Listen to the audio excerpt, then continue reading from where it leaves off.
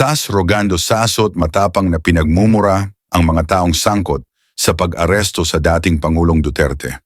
Ayon kay Sas, paano na atim na isurrender sa dayuhan ang dating Pangulo ng Pilipinas na highest approval ratings. Hindi rin nakaligtas sa mga matatalas na pananalita ni Sas Rogando sa si Attorney Claire Castro. Ayos ba Panoorin yung natin ang video buong ko? detalye. Okay. Eto na. Nagkabale-balentong na, nagkabulbul na ang script ng palasyo. Hindi nila kinaya ang ating pasabog sa Article 59 ng ICC arrest proceedings. Kung ano-ano nang pinagsasabi nila. Kung ano-ano nang pinagsasabi nila. Pero bagong lahat, pakishare muna ito para malaman ng sambayan ng Pilipino, lalo na sa inyong mga kaibigang sundalo, pulis. Huwag na kayong umasa sa mga politiko, wala na yan. Mga sundalo at pulis, i-share nyo ito at nang malaman nila kung papaano nila dinodorobo ang taong bayan, pati na ang mga pulis at sundalo. I cannot believe what this government is willing to do in order to make Filipinos stupid.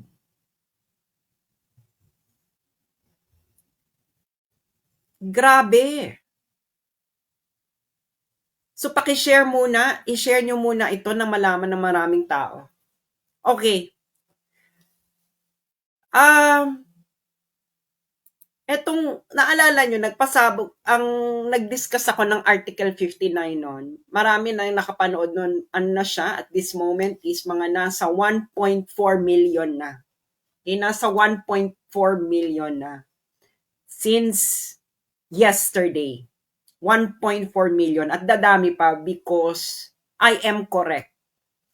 At bakit ako correct? Because ito na mga pinagsasabi ng Malacanang. Hindi na nila alam kung anong sasabihin nila. Kayong mga sundalo at mga pulis na nunumpa na poproteksyonan ang konstitusyon, sana makinig kayo at sa kaibuturan ng konsensya ninyo, tingnan ninyo kung ang ginawa ng kasamahan ninyo ay tama. Or kung hindi pa kayo niloloko ng gobyernong ito. Mahiya kayo sa mga bayani ng Pilipino na binuwis ang buhay nila laban sa mga mananakop na dayuhan. And what did you do to a Filipino? Your former commander-in-chief, a president, highest approval rating. Isinorender ninyo sa isang foreign power. For what?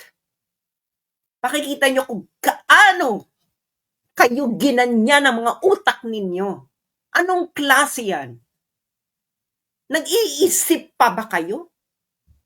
Or totoo ang sinasabi nila ng average IQ ng mga Pilipino ay 81? Okay. Una, itong si Claire Castro hitad. Claire, sabi mo, pagdating ni Duterte sa Netherlands, haharap siya sa Dutch court, sa korte ng local court ng Netherlands.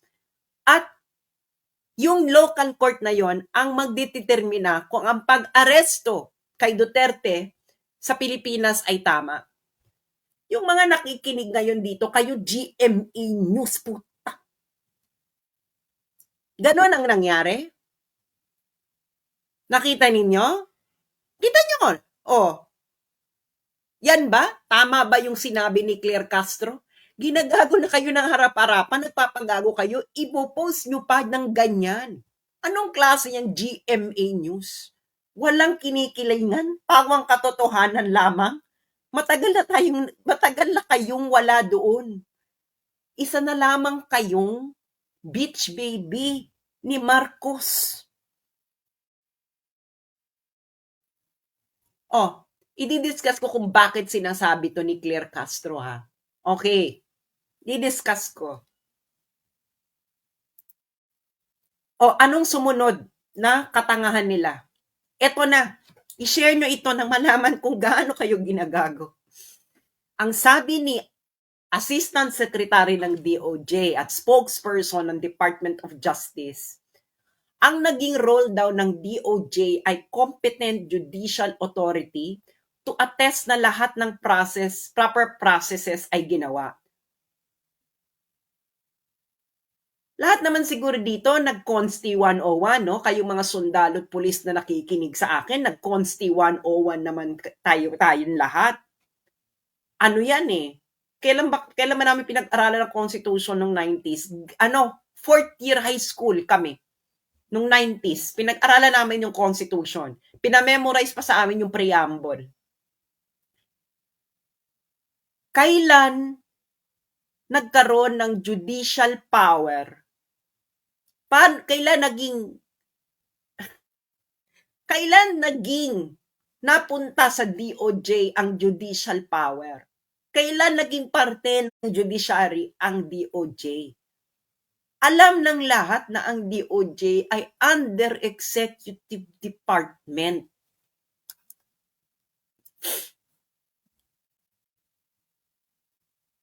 Ang inyong mandato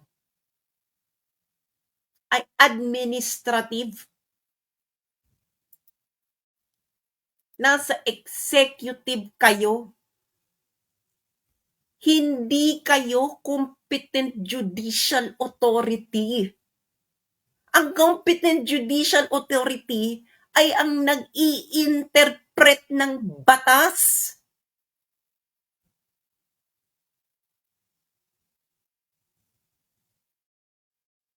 Kailan kayo binigyan ng mandato ng konstitusyon na maging judicial authority? Gwapo ka lang, Miko Clavano, pero punyeta, wag ka na sanang magkaanak. Paano to napakapasan ng pagiging abogado? Itanong nyo nga, what kind of bar exam did this attorney took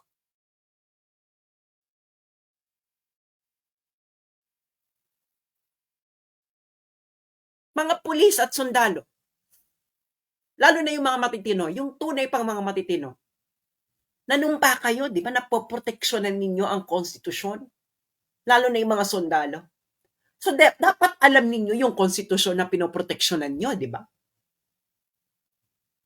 Pag napakita nyo sa akin, kahit sino sa inyo, okay, na ang DOJ ay may judicial power ayon sa konstitusyon, i-court martial nyo ako mga sundalo, pauwiin nyo at i-firing squad nyo ako.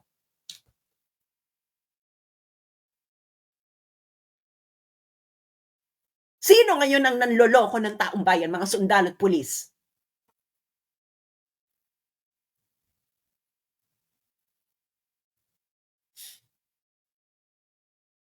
Sige nga, sagutin nyo.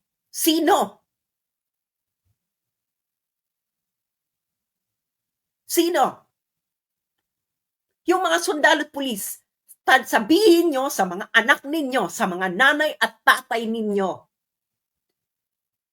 sino ang nanloloko ng taong bayan ngayon?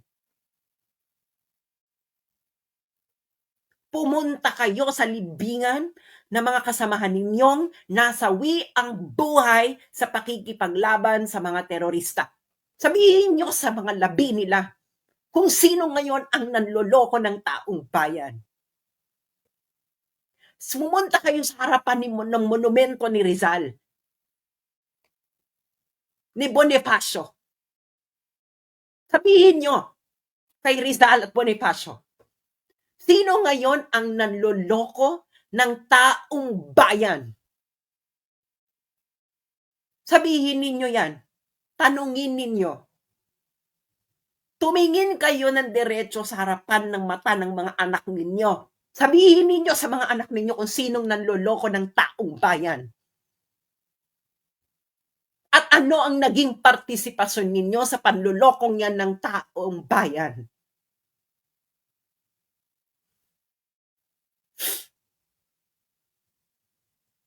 You are following orders? You are following orders of people who don't know the law?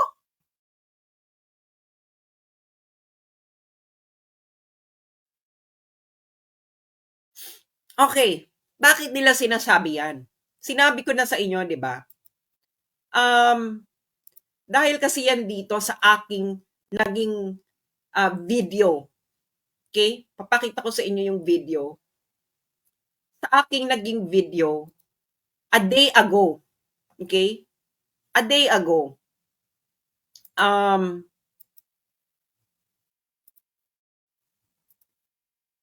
Okay, ito yan.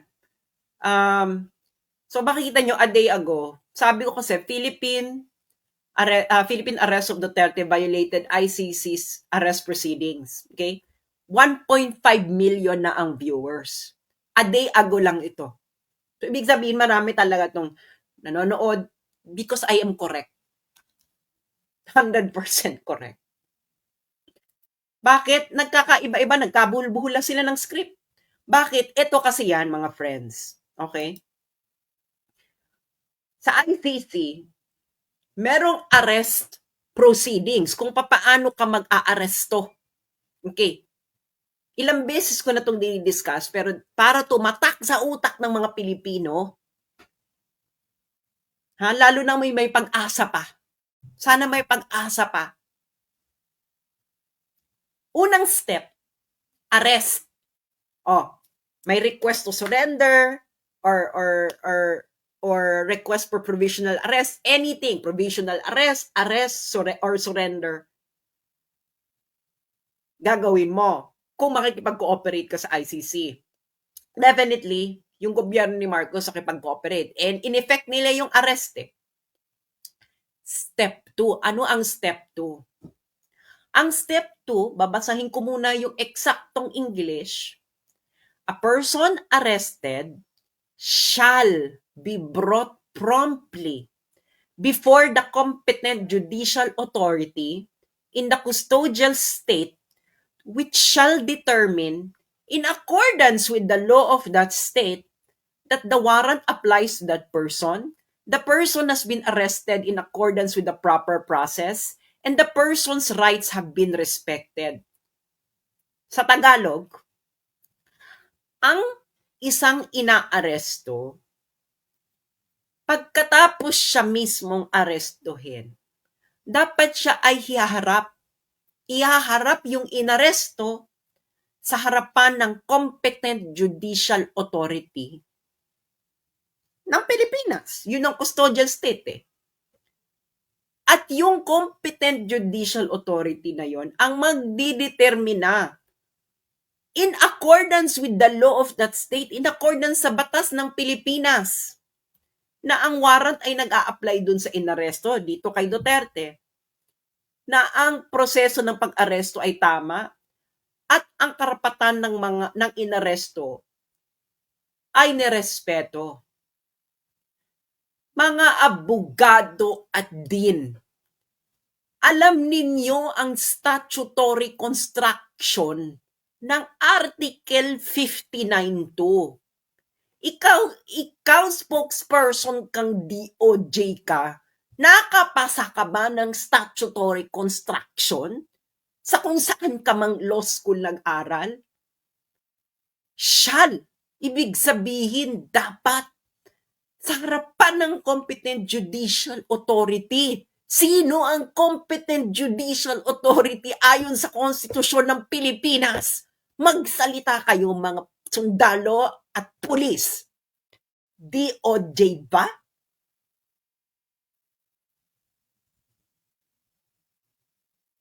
Ano ang gagawin ng competent judicial authority?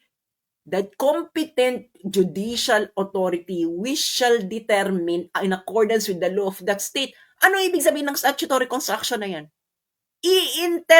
Pag-i-interpret ng batas. Kasi paano ka magdidetermine kung naaayon sa batas yung ginawa kung hindi mo i-interpret yung batas? Sino ang may power under the Constitution of the Philippines to interpret the fucking law. Kailan pa na ang DOJ na under ng executive department ay nagkaroon ng power to interpret the law, to assess whether the rights of the person arrested has been respected. This is not the function of the executive, but by the judiciary. Kayong mga sundalo at pulis na nanumpa sa watawat ng Pilipinas na poproteksyonan ninyo ang konstitusyon. Alam ninyo ang sinasabi ko. Dahil hindi nyo poproteksyonan ang isang bagay na hindi ninyo alam ang ibig sabihin. Ngayong kayong mga sundalo na nangako na poproteksyonan ang konstitusyon hanggang sa huling kamatayan. Ito ba ang konstitusyon? Ang interpretasyon ng konstitusyon na iaalay ninyo ang inyong buhay? Tumingin kayo ngayon sa mga mata ng inyong mga anak. Sabihin nyo sa mga anak ninyo, ganito, kung kaya ninyo, anak, ang DOJ, ang Competent Judicial Authority sa Pilipinas na ayon sa konstitusyon na aking poproteksyonan hanggang sa aking kamatayan. Kaya nyo? Sa mata ng nanay at tatay nyo. Harapan ng monumento ni Rizal, ni Aguinaldo, ni Bonifacio. Kaya nyo? Kung hindi nyo kaya, alam nyo, naglolokohan lang tayo dito. At kung naglolokohan lang tayo dito, ano to, magtatahimigan? Dahil ano?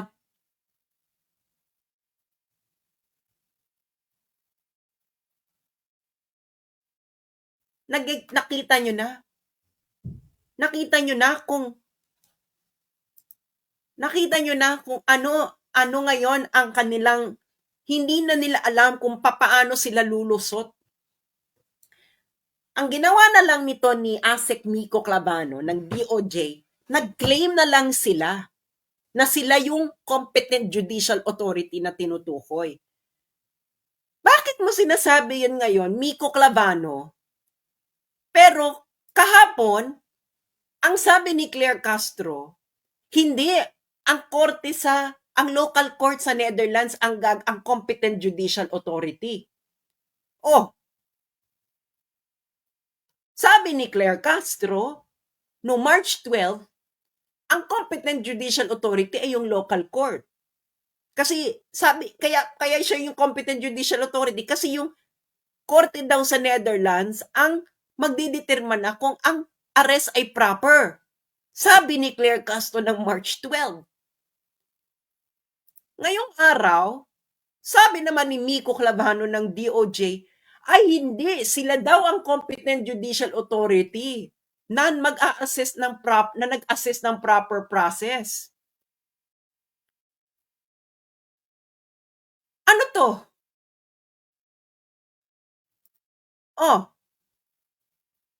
Claire Castro, Dutch court ang mag-a-assess ng arrest proper. Si Miko Clavano nag-claim hindi, sila daw ang nag-assess ng may proper process. Sino ba talaga? May mag-a-assess pa lang or na-assess nyo? Of course, paano kayo mag-a-access? Hindi kayo ang Competent Judicial Authority na tinutukoy sa Article 59 ng arrest proceedings ng ICC. It is a real court.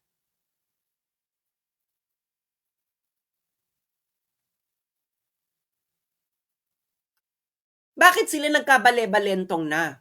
Okay.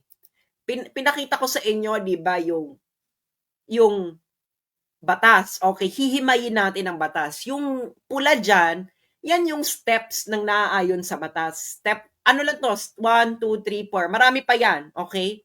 Pinakadulong step is surrender. Okay. Okay, unang step, Article 59.1, arrest the accused. Check. Inaresto si Digong. Check. Ayaw man natin gusto man natin o hindi, tama yon, na ayon sa batas yon. Anong sunod na step? Article 59.2. Kayong mga lawyer, alam niyo na ang procedural justice, is this a matter first of doing a checklist? Kung yung proseso ay nasusunod, check, check, check, check. That is the first cut of understanding whether procedural justice has been done. And saka ka magpapalalim yung substantive. Hindi ba? Oh, check. Arrest the accused. Check. Next step, Article 59.2. Iharap ang akusado sa competent judicial authority ng custodial state. Iharap mo sa korte. Saan nyo dinala? Sa Villamor Air Base. Kailan naging korte ang Villamor Air Base?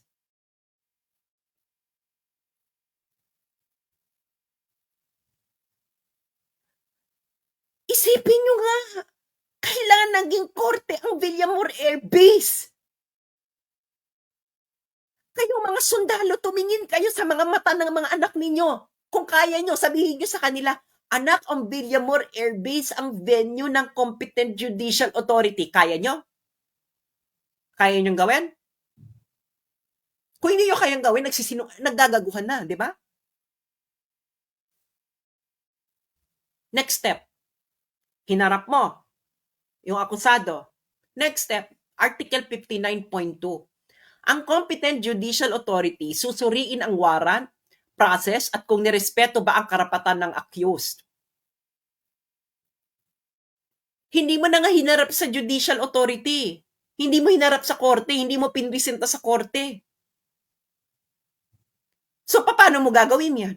Anong ginawa nila? Isinakay sa eroplano. Ang ending, umalis ang eroplano. Pero hindi yun. Pagkatapos mong iharap, pagkatapos suriin, ang akusado habang nasa harapan ng korte ay hihiling ng interim release sa competent judicial authority. Hiling siya ng kasama niya sa karapatan niya ng akusado.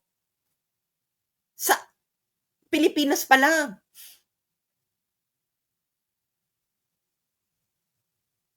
So, Article 59.1 lang kayo. Inaresto nyo at inilipad. Ito ng mga sundalo na nandun at pulis, akala nila tama ang proseso. O niloko kayo. O, hindi ba ako tama? Kasi kung hindi ako tama, bakit ngayon kayo naggaganito-ganito? Diba? 1.5 million na ang nanood eh. O, hindi ba? Dahil hindi nyo kinakaya. Dahil namumulat na unti-unti ang mga Pilipino. Ang kailangan na lang mga mamulat, ang mga niloko ninyong sundalo at pulis. Kung ayaw nila mamulat, okay lang. Meron pa namang second and third generation or fourth generation ng Pilipino. Baka doon pa mamulat na ang mga Pilipino. Lalo na yung mga dapat mamulat sa gobyerno. Ano yan?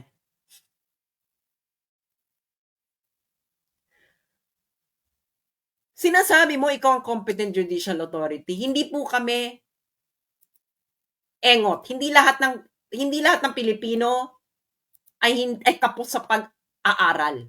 Okay? Ano ang competent judicial authority?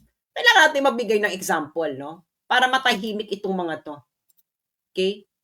Ano ang example ng competent judicial authority? Papakita ko sa inyo, ha? Article 59 process yan, di ba? Okay. So this is part of Article 59 process. Okay. Kasi pag hinarap mo sa korte at humiling yung akusado ng interim release, yung korte makikipag-ugnayan sa ICC, okay? Pagtatanungan sila, okay? Mag-aas ng opinion yung korte sa ICC.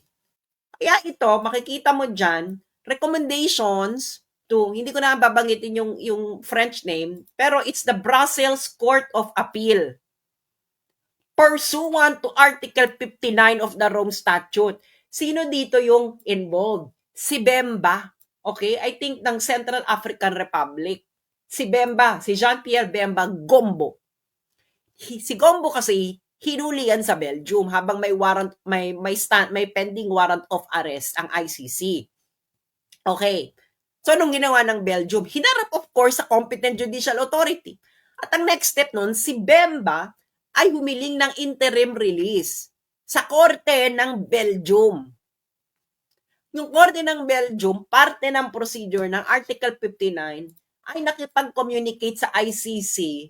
Okay, kaya nga yan, ito na yung decision ng ICC, hindi to decision ng ICC, this is just their opinion about the interim release request.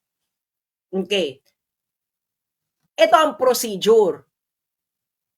Ngayon, kung ikaw DOJ, magki-claim ka na ikaw yung competent judicial authority na sinasabi dyan sa Article 59, bakit dito sa Belgium, hindi ang Ministry of Justice nila ang nagki-claim na sila ang competent judicial authority? Alam mo, may sagot ako dyan kung bakit. Dahil ang Belgium, mas mataas ang average IQ. Una. At ikalawa, less corrupt sila kaysa sa inyo. Ikatlo, maganda ang reading comprehension nila. At siguro, yung pag-aaral nila sa law school, yung statutory construction doon, higit na mas mahusay ang pagtuturo kaysa sa law school na kung saan itong Miko Clavano na ito, na spokesperson ng DOJ, ay nag-aral. Saan ba ito nag-aral na law school? Yung mga retired judges na nakikinig sa akin, mananahimik na lang kayo. This is usurpation of power. Hindi ba? Bakit mo ni-usurp ang judicial power sa institusyon na inatasan na may judicial power ng Constitution? This is an admission of usurpation of authority.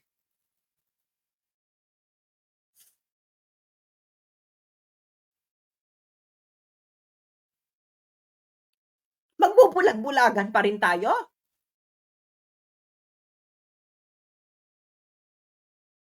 Magbubulag-bulagan pa rin tayo dito? Mga sundalo at pulis, kayo na lang ang ganyan ng mata,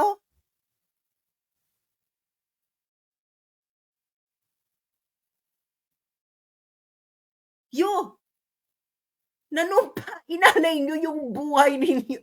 Iaalay nyo yung buhay ninyo para proteksyonan yung konstitusyon. Tapos makikita mo yung nag-utos sa'yo, sila na raw ang competent judicial authority.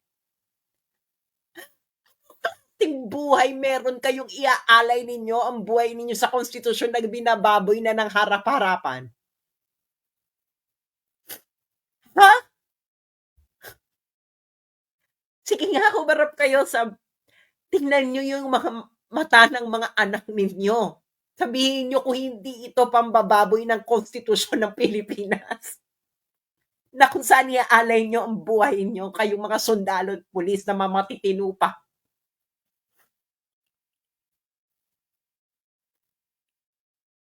Ha?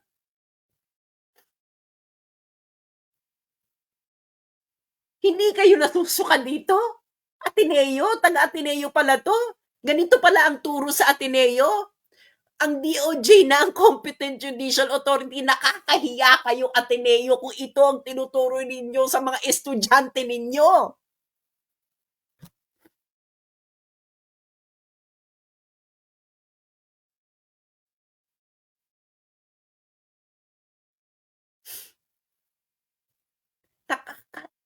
Nakakasuka.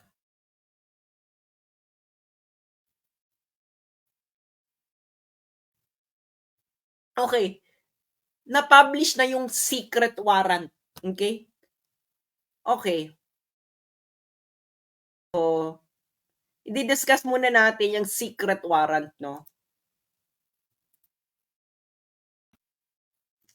Okay. Anong sabi? Pinagsasabi sa atin. 6,000, 5,000, 10,000, 20,000, 30,000. Ganyan, di ba? Nabasa ko na ang warrant. Na-publish na nila ang warrant. Kaya siguro hindi nila pinapublish ang warrant, ginawa nilang secret, dahil nakakatawa at nakakasuka. Masisira ang narrative. Bakit? Ito, alleged crimes. Sinuyod ko talaga tong warrant of arrest, buong magdamag kagabi, bago ako matulog. Hinahanap ko yung 5,000, 6,000, 20,000, 30,000 na paulit-ulit nilang sinasabi. Hanggang ngayon sinasabi nila sa Western media. Ito lang ang numbers na nakita ko. At least 19 persons, allegedly drug pushers or thieves, and at least 24 persons, allegedly criminals, drug pushers, and thieves or drug users. At least 19. At least 24. So, at least 43. Grade 3, kailan tayo nag-fraction, ratio and proportion?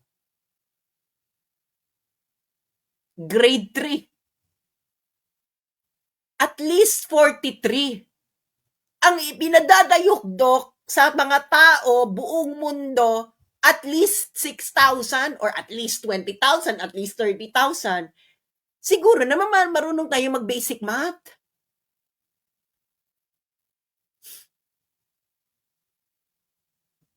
Hindi ba?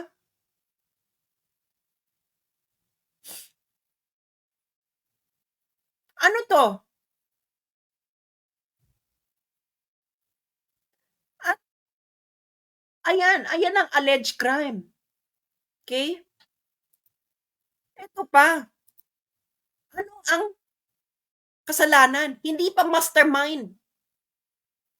Indirect co-perpetrator. Puta, hindi man lang co-perpetrator or mastermind. Indirect pa nga. Sino yung mastermind? Sino yung major perpetrator? Yung indirect? Ano yun? At yung inaakusa nyo pa, at least 19, at take note ha, ang period nito ay 2011 to 2019, 8 years. Sa 8 years na yon, kailangan tayong magsabi na ito ay crimes against humanity dahil may at least 19 persons na drug pushers at thieves or at least 24 na drug pushers at thieves na nategi. Wow! Pero, anong binabalita nila? 6,000, 20,000, 30,000, hindi siya ang may kagagawan. Hindi na nakalagay sa warrant. Granting na tama atong warrant of, kung granting na, assuming for the sake of argument na, okay, sige, usigin mo. Nasaan yung 6,000 mo? This is propaganda. Wala na silang mahanap, nag-imbento, gumawa ng 19 at 24, at dahil hindi nila malink, ginawa na lang nilang indirect co-perpetrator. Pero sa buong taon, anong pinagsasabi ng mga Western media at itong mga kakamping? Yellow? Siya ang mastermind. Bakit ang warrant of arrest mo, indirect co-perpetrator?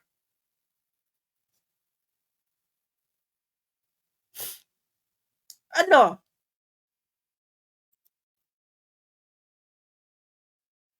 Hindi kayo nasusuka. Ito pa, papakita ko sa inyo.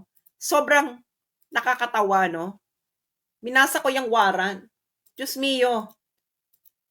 This is an international institution. Ipapaalala ko lang sa inyo. International institution funded by so many states na sila na yung parang pinakabonggang institusyon sa buong mundo dahil international. Tingnan niyo itong paragraph 17. Okay? First sentence. When Mr. Duterte first became the mayor of Davao City in 1998, he established the Lambada Boys, which acted as a death squad composed of police officers and non-police hitmen with a mission to kill criminals. In the early 1990s, the Lambada Boys were renamed Davao Death Squad. Wait a minute. Wala bang pera ito na mag-proofread? Sabihin nyo nga sa akin, ganito kakaslapi? International, ganito kakaslapi?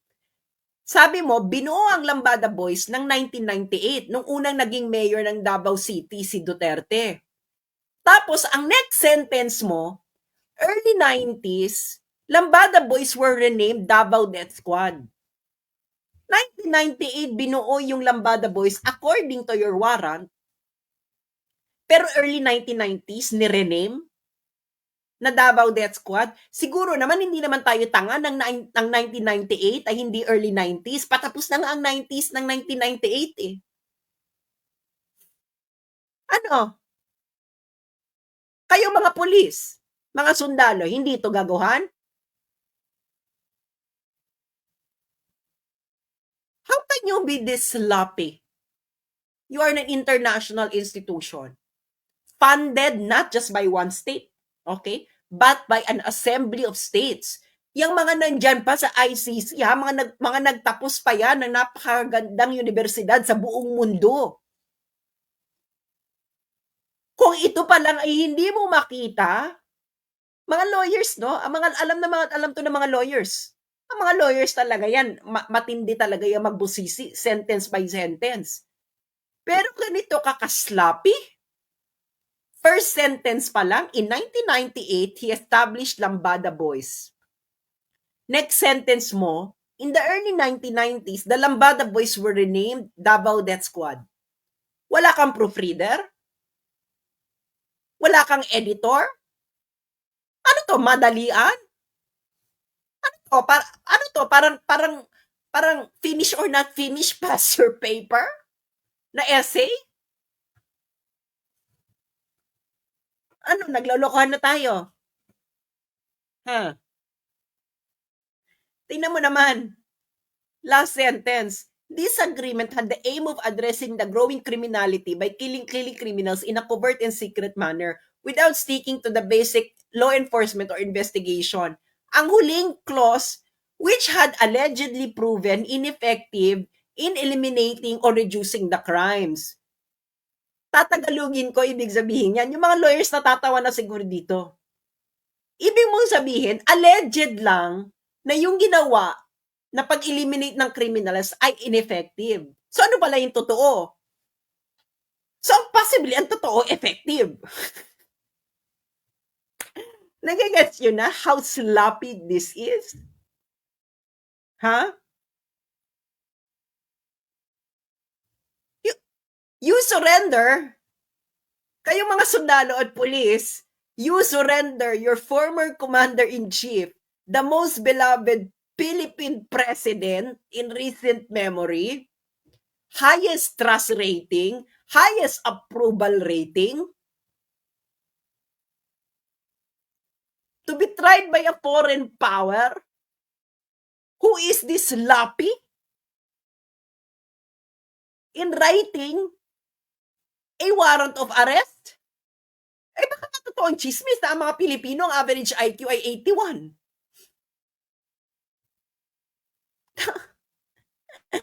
Tapos, indirect co-perpetrator ang accusation. Indirect. Hindi malang, okay, siya ay ang main brain, ang mastermind. Hindi man lang ganon. Hindi man lang co-perpetrator, yung talagang partner ng mastermind. Indirect.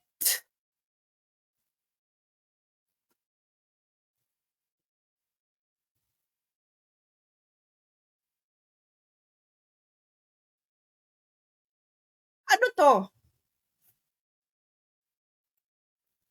Tapos, ang alleged crime, at least 19 and at least 24? Na indirect co-perpetrator?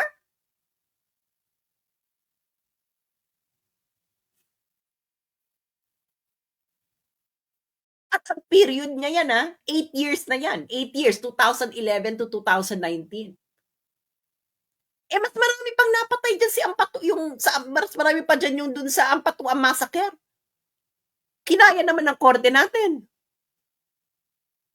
Isang araw lang yun, Ampatuan Massacre. Ito 8 years.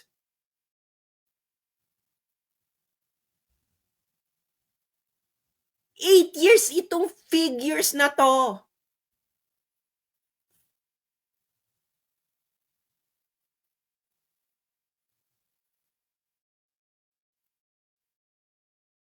Ano?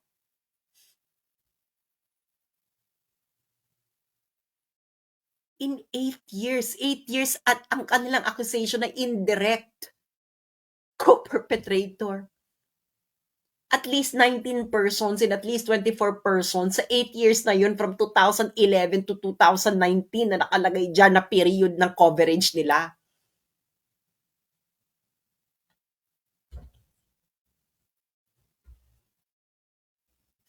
Okay. Ako talaga gusto kong i-address tong mga sundalo. No, 8 years. Naalala nyo to? Kayong PNP? Naalala nyo to? 2019, nag-request kayo ng Interpol Red Notice laban kay Joma Sison na nandun sa Netherlands para isurrender siya ng Netherlands. Ibinigay ba? Sinurrender ba ng Netherlands sa inyo si Joma Sison? Ha? Naging katulad ba siya ni Bongbong Marcos na we have to fulfill our obligation to the Interpol because we are a leader of a democratic country in an international community. Nagganon-ganon ang Netherlands?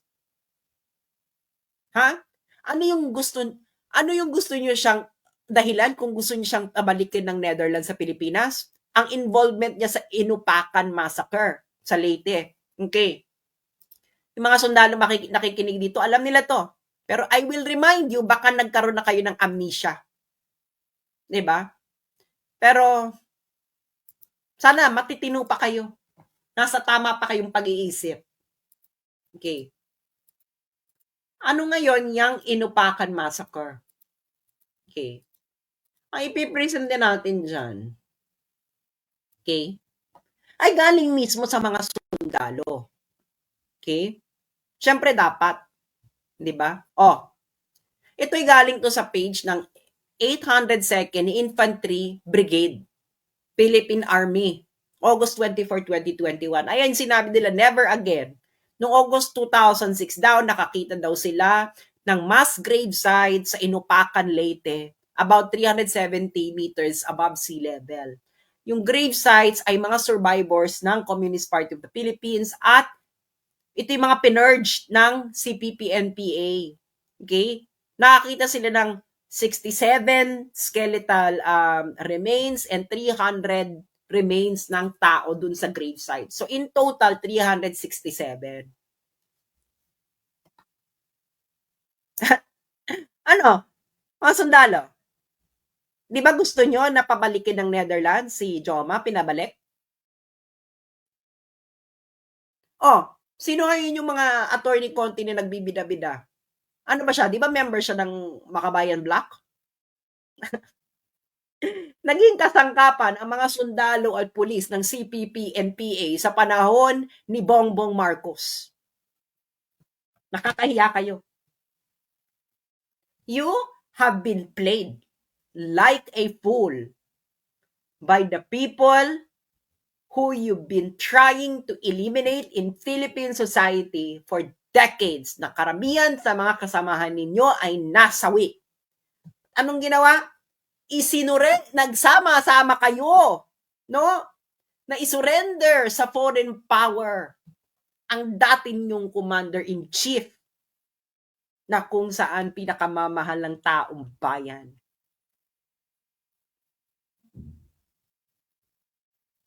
How are you going to justify this in history? Siguro ngayon pwede nyo ma-justify na you're just following orders. But do you really think that history will judge you well? Nasasabihin mo lang na you were following orders? Ano? Kaya, ito Ateneo, linawin niyo to. Ito ba ang tinuro ninyo sa estudyante ninyo dyan? Ang DOJ ay competent judicial authority.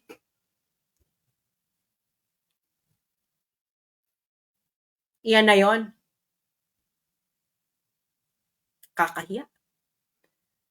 Kung hindi pa kayo mamulat, masasabi ko na lang, may second, third, and fourth, and fifth generation pa naman ng mga Pilipino na baka sakasakali sila ang mamulat. Pero iisa lang sasabihin ko sa inyo ngayon. Sa susunod na mga henerasyon na iyon, ano sa tingin ninyo ang sasabihin nila pag makita nila ang pinaggagawa ninyo? Ang sasabihin ba nila ay magpapasalamat ba sila dahil ang kanilang mga ninuno ay hindi natutulog sa panahon na yon?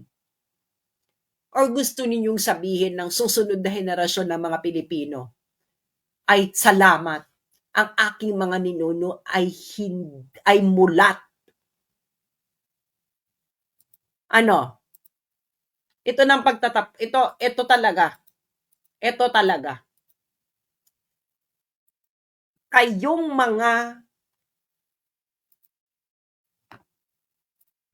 mga Pilipino, okay? Lalo na yung mga nagbubunyi, ganyan. Gusto ko lang ipaalala sa inyo ito. Okay?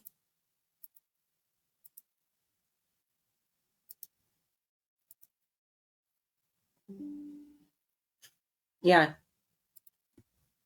Naalala niyo si Tony Blair. So, dati siyang British Prime Minister.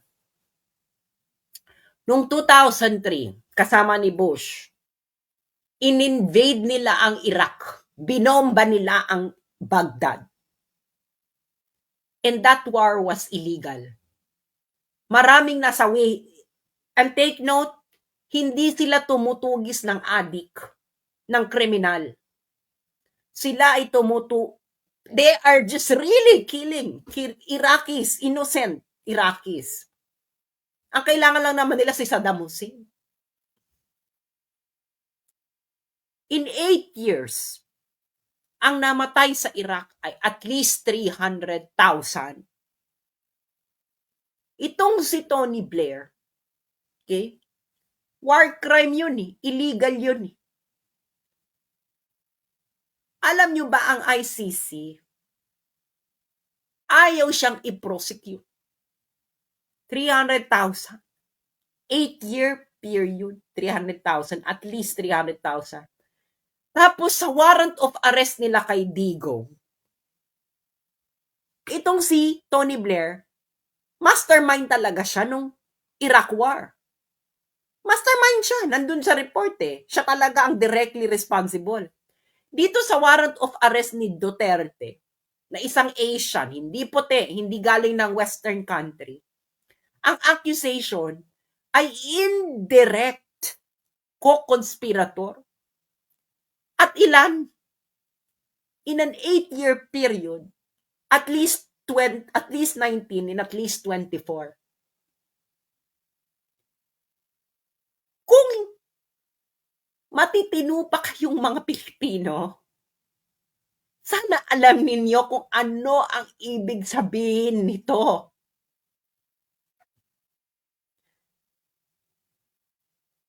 Kung hindi nyo alam ang ibig sabihin nito, mahiya kayo sa pagiging Pilipino ninyo at sa pinaglaban ng mga bayaning namatay sa pakikipaglaban sa mga dayuhan.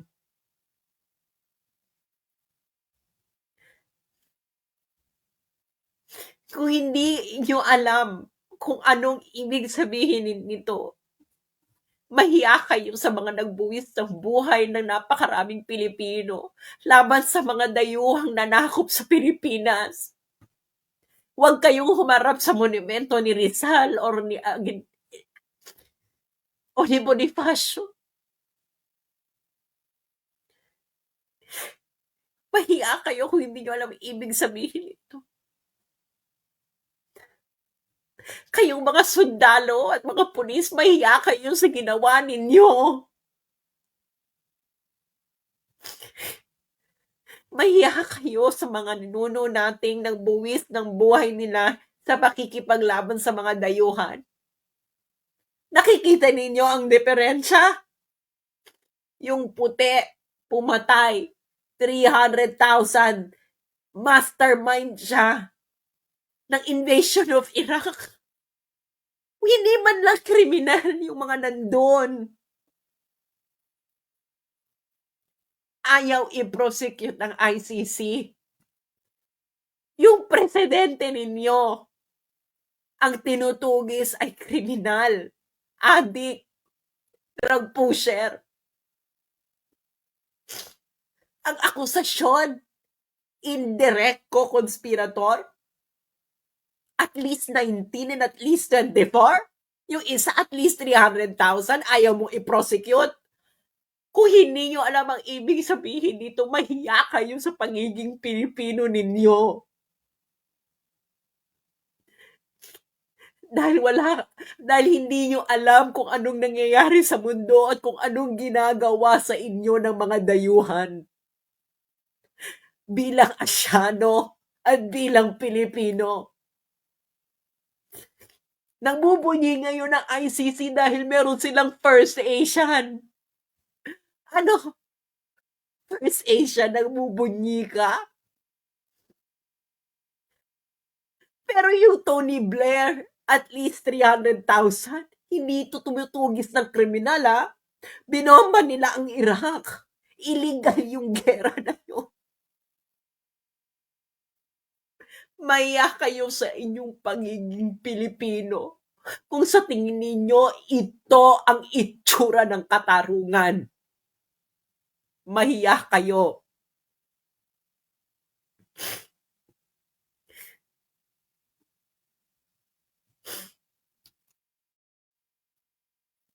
Kayong mga sundalong Pilipino, mahiya kayo sa mga pagiging Pilipino ninyo, hindi kayo Pilipino. Kayo ay mga tuta ng dayuhan. Hindi nyo nakikita to? Kung anong itsurang ano to? Ha? Tapos, sasabihan ka ng ganyan? Bababuyin yung konstitusyon mo? Harap-harapan na? Bulag kayo? Mahiya kayo sa pagiging Pilipino ninyo.